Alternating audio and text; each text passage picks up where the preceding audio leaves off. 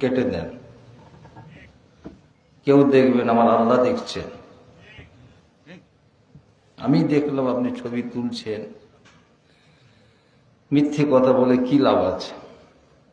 টাকা পাবেন 1,00,000 টাকা, এটা আমল বরবাদ হবে। হ্যাঁ, হতে পারে, ভুল হয়ে যেতে পারে, কি কেটে দাও বাপ।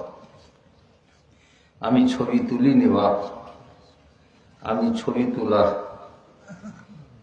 পক্ষে নয়। সব শেষ করে ফেললে বাপ, কি হবে তুলে? লাভটা কি হবে? লুস্কান ছাড়া তো লাভ নেই। আল্লাহ রাসূল নিষেধ করেছেন ছবি তুলতে। কে বলেছেন? আল্লাহর নবী নিষেধ করেছেন। নবীর কথা শোনার জন্য এসে বসে আছেন, এটা তো নবীর কথাই বললাম। আল্লাহর নবী ছবি তুলতে এবং ছবি আঁকতে নিষেধ করেছেন। দুটো জিনিস, ছবি তোলা এবং ছবি আঁকা কঠিন গুনাহ। পীর সাহেব তুলছে, পীরজাদারা তুলছে বলে কি জায়েজ নাকি? ফাসেক পীর, কি পীর?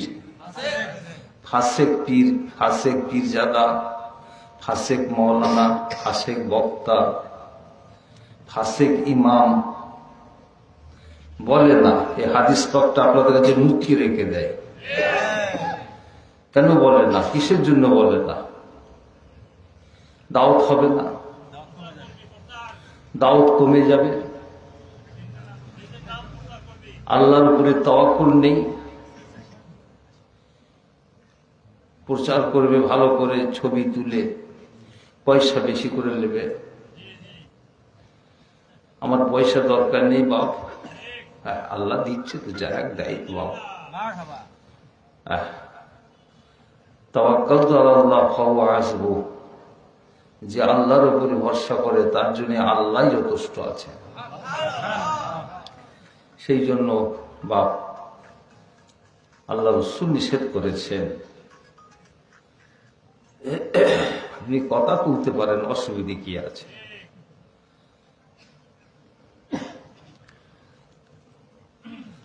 সব আলেমরাও যদি এরকম করে বলতো তাহলে আপনারা কি তুলতেন?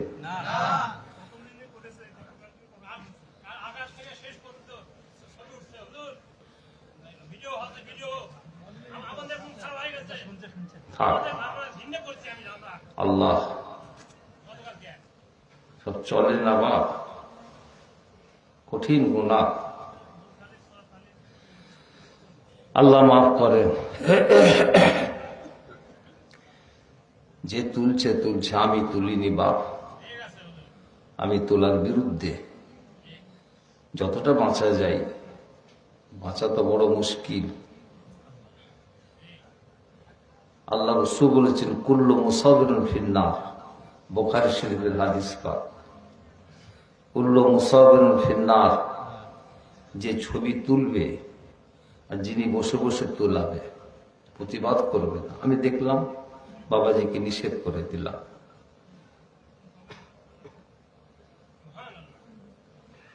আল্লাহ নেই বলছেন যে তুলবে আর যিনি বসে বসে তোলাবে, ও বক্তাকে, ও পীর সাহেবকে, পীরজাদাকে, ইমামকে আল্লাহ রাসূল বলছেন একসঙ্গে দুজনকে জাহান্নামে ঢোকাবে আল্লাহ।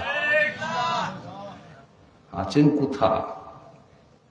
বাংলা আসামের মুফতি মেজর হুজুর পীর কেবলা আবু জাফর সিদ্দিক আল কুরাইশি রহমতুল্লাহ আলাইহি, যার জানাজার নামাজে কিছু কম বেশি 50 লক্ষ মানুষের হাজির হয়েছে। তিনার কিতাব খুলে দেখো, তাহকিকুল মাসাইল কিতাব খুলে দেখো, হুজুর কেবলা তো একদম হারাম বলে লিখে দিয়ে গেছে। ছবি তোলা হারাম, একদম হারাম বলে লিখে দিয়ে গেছে। আল্লাহ আমাদের সকলকে হেফাজত করুক।